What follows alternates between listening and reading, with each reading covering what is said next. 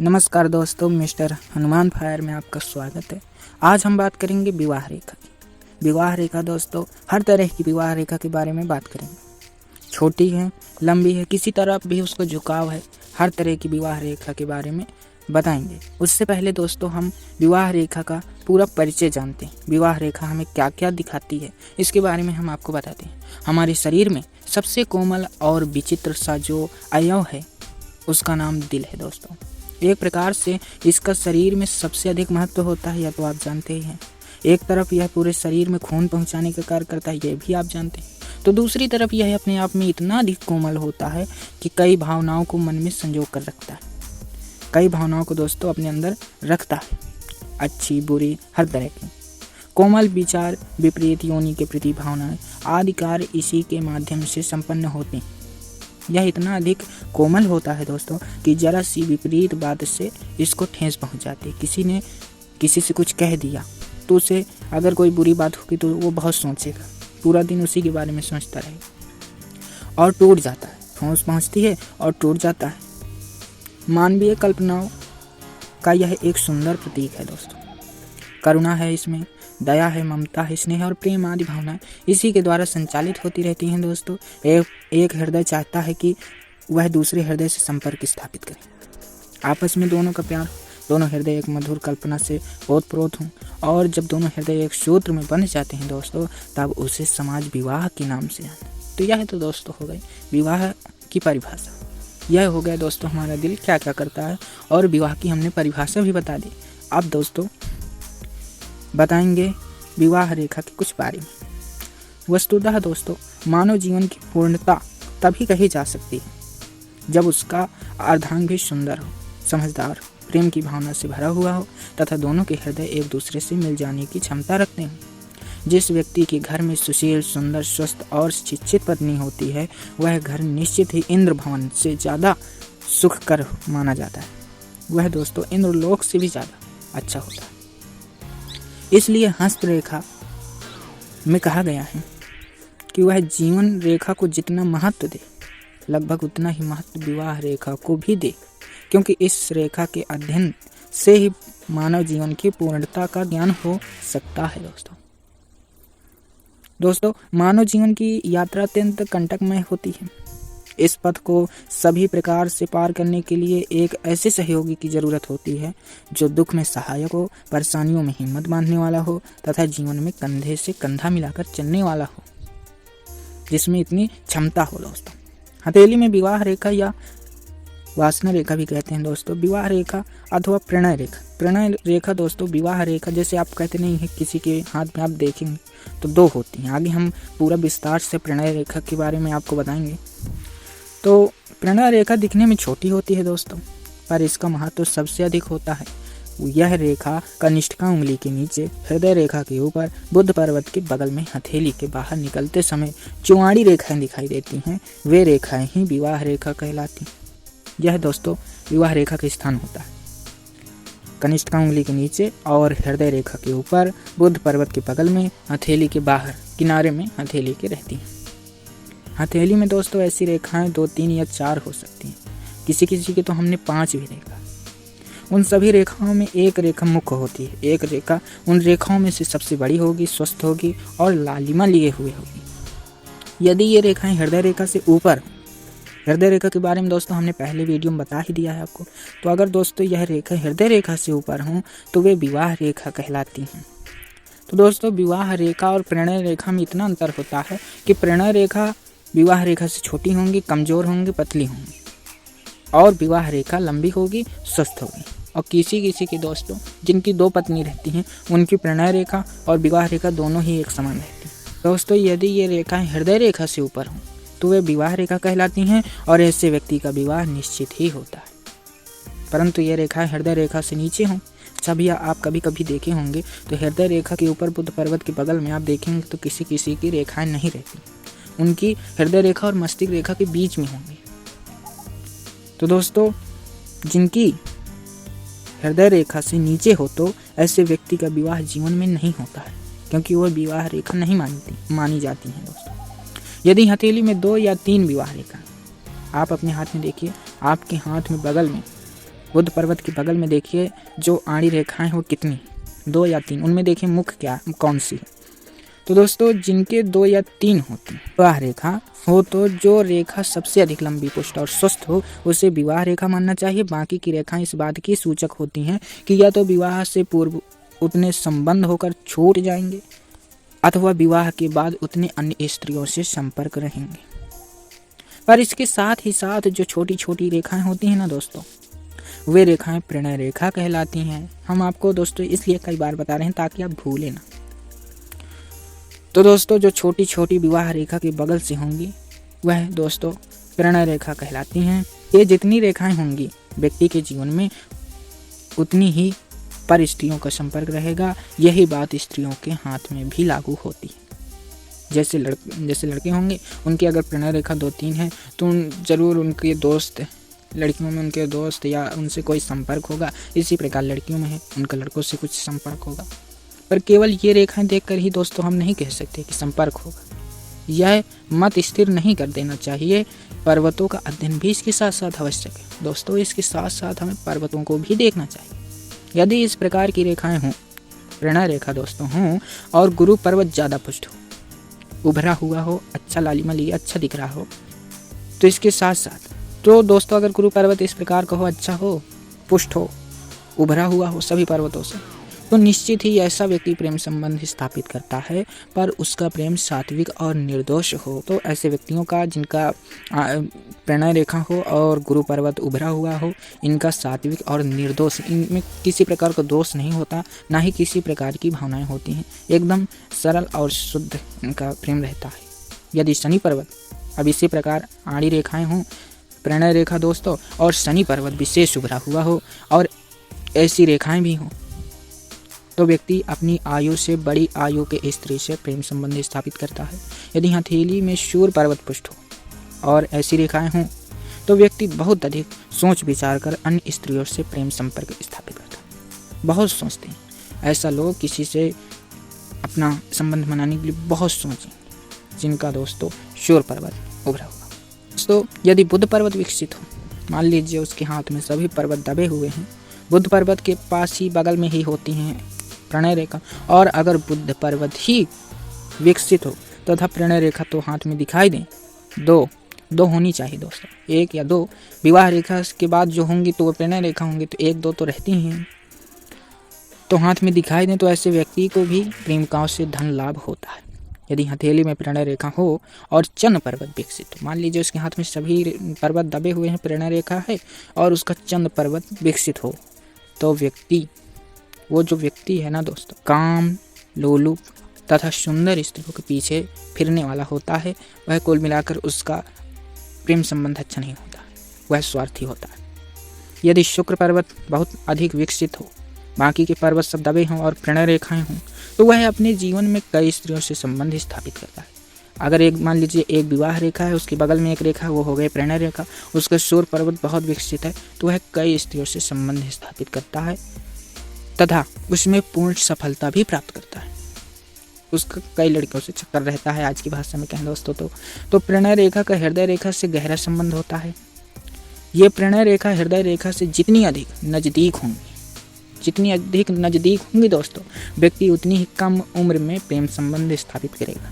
लेकिन एकदम से आपको जैसे दोस्तों आपको एकदम से क्लियर साल पता करना है कि कब यह अपना प्रेम संबंध स्थापित करेगा, इसके लिए दोस्तों आपको अभ्यास की ज़रूरत पड़ेगी। कोई निश्चित, जैसे बाकी के रेखाओं में आप निश्चित पता चल जाता है, एक तरीका होता है, लेकिन आज के हिसाब से आपको देखना पड़ेगा कि लेट शादी कब मानी जाती है, जल्दी कब मानी जाती है, उसी के हिसाब से आपको समझना पड़ेगा, तब आप सही साल सही महीना निकाल सकते हैं। लेकिन दोस्तों अगर हृदय रेखा से प्रणय रेखा या विवाह रेखा जितनी अधिक दूर होंगी, मान लीजिए दूर हों, जीवन में प्रेम संबंध उतना ही अधिक विलंब से होगा। विवाह रेखा भी दूर है तो विवाह भी देर से होगा, पास में है तो विवाह जल्दी होगा। यदि हथेली में प्रणय रेखा ना हो, मान लीजिए एक ही रेखा हो, बढ़िया स्वस्थ हो, तो वो दोस्तों तो हो गए विवाह रेखा, और प्रणय रेखा दूसरी को मानी जाती है। जो विवाह रेखा मान लीजिए दो हों तो एक प्रणय रेखा होगी और एक विवाह रेखा। मान लीजिए किसी की एक ही रेखा दिख रही तो वो तो हो गई विवाह रेखा। तो अगर प्रेरणा रेखा ना हो तो व्यक्ति अपने जीवन में संयमित, जैसे कहते हैं ना, संयम से रहता है, तो संयमित रहते हुए तथा वे काम लोलुप नहीं होते, वह बहुत ही अच्छा जीवन जीते। वह ब्रह्मचारी भी हो सकते, अखंड ब्रह्मचारी भी हो सकते। यदि प्रेरणा रेखा गहरी हो, मान लीजिए विवाह रेखा की जैसे प्रेरणा रेखा भी गहरी हो, जैसे हमने शुरू में कहा दोनों ही एक तरह की हों, विवाह रेखा प्रेरणा रेखा, तथा स्पष्ट भी हो, तो उस व्यक्ति के प्रेरणा संबंध भी गहरे बनेंगे।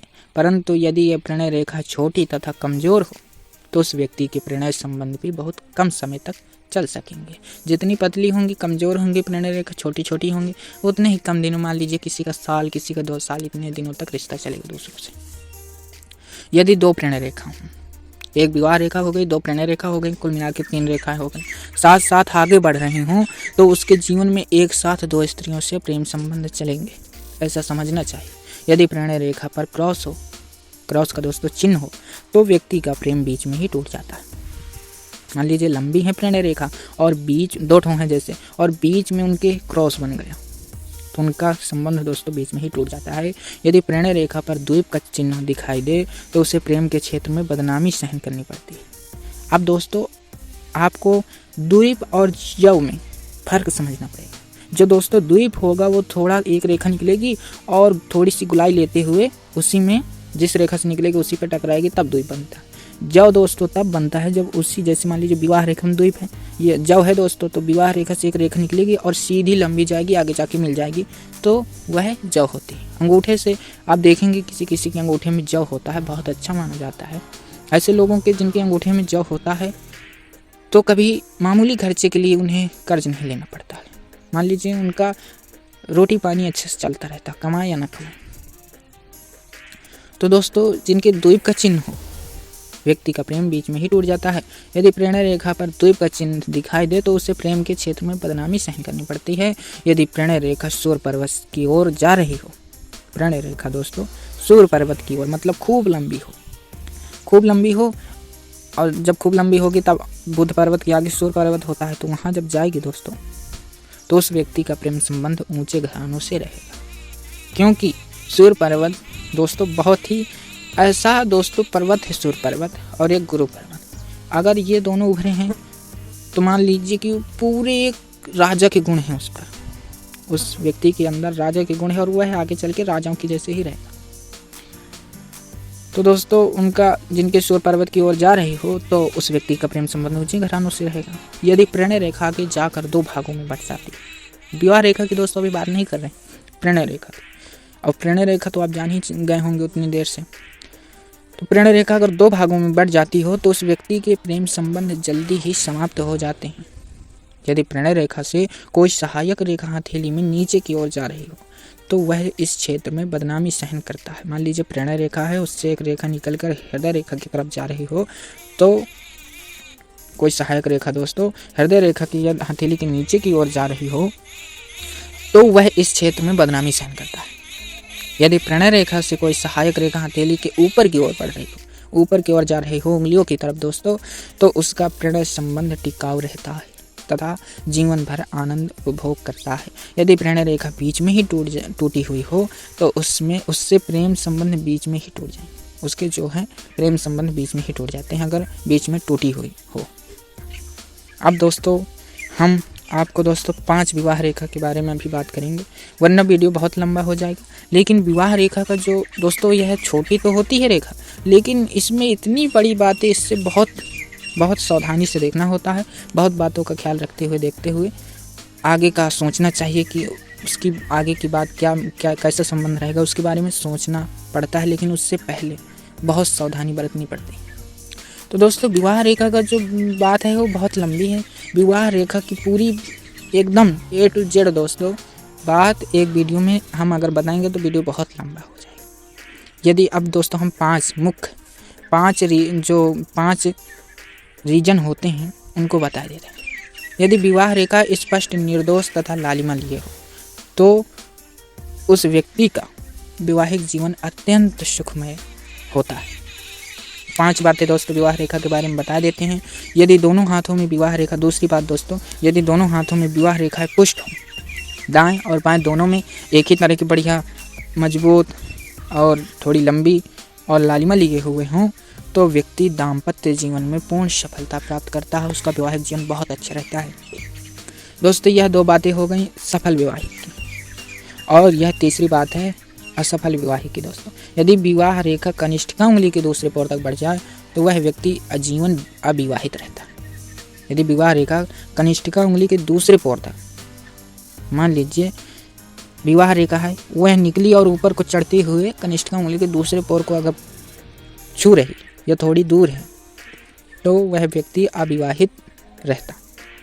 यदि यह दोस्तों चौथी बात है, यदि विवाह रेखा नीचे की ओर झुककर हृदय रेखा को स्पर्श करने लगे तो उसकी पत्नी की मृत्यु समझनी चाहिए, लेकिन तुरंत नहीं हो जाती है। दोस्तों मान लीजिए किसी की शादी हुई है, उसकी विवाह रेखा हृदय रेखा को छू रही है, ये छूने ही वाली है, थोड़ा सा ही अंतर है, तो मान लीजिए कि एक हिसाब से पत्नी की पहले मृत्यु हो जाएगी और पति की बाद में, लेकिन तुरंत हो जाएगी इसकी कोई गारंटी नहीं है। बाद में हो सकती है, बीच में भी हो सकती है, लेकिन 20-30 साल तो हो ही नहीं सकती है दोस्तों। तो उनकी आधी उम्र के बाद या फिर बुढ़ाई दर की उनकी पत्नी की मृत्यु होगी जिनकी हृदय रेखा को छू रही होगी विवाह रेखा। 5वीं बात दोस्तों यह है कि यदि विवाह रेखा टूटी हुई हो, मान लीजिए विवाह रेखा निकली और बीच से टूट के थोड़ी आगे बढ़ के फिर से आगे बढ़ी तो उसे टूटी कहते हैं। तो टूटी हुई हो तो जीवन के मध्यकाल में या तो पत्नी की मृत्यु हो जाएगी अथवा तलाक हो जाएगा, मतलब संबंध छूट जाएगा किसी न किसी तरीके से, चाहे लड़ाई से, तलाक से, या फिर वह अलग रहे वह अलग, पति अलग रहे, मतलब उनका संबंध टूट जाएगा कुल मिला के दोस्तों। तो दोस्तों 5 बातें यह हैं। अब दोस्तों अगली वीडियो में हम आपको 10-5 इसी तरह करके पूरी विवाह रेखा के बारे में जानकारी देंगे। एक वीडियो में दोस्तों हम पूरी जानकारी नहीं दे सके, हम जानते हैं कि वीडियो बहुत लंबा हो जाएगा तो फिर आप पूरा नहीं देखेंगे, तो इसके लिए हमें कृपया क्षमा करें। और दोस्तों आप लाइक नहीं करते हैं, तो अगर हम इतनी मेहनत से आपको पूरी सटीक जानकारी दे रहे हैं तो क्या आप थोड़ा सा लाइक नहीं दबा सकते हैं? तो कृपया करके दोस्तों दबा दीजिए। और अगर आपको किसी रेखा के बारे में जानकारी सबसे पहले वीडियो में चाहिए तो आप कमेंट करिए। विवाह रेखा के बारे में हमें बताना तो नहीं था, लेकिन कमेंट आया था इसीलिए हमने बता दिया, तो इसी प्रकार आप भी कमेंट करिए, तो हम जल्द से जल्द कोशिश आपके कमेंट की जवाब में वीडियो बनाने की कोशिश करेंगे। तो नमस्कार दोस्तों, मिलते हैं अगले वीडियो के साथ।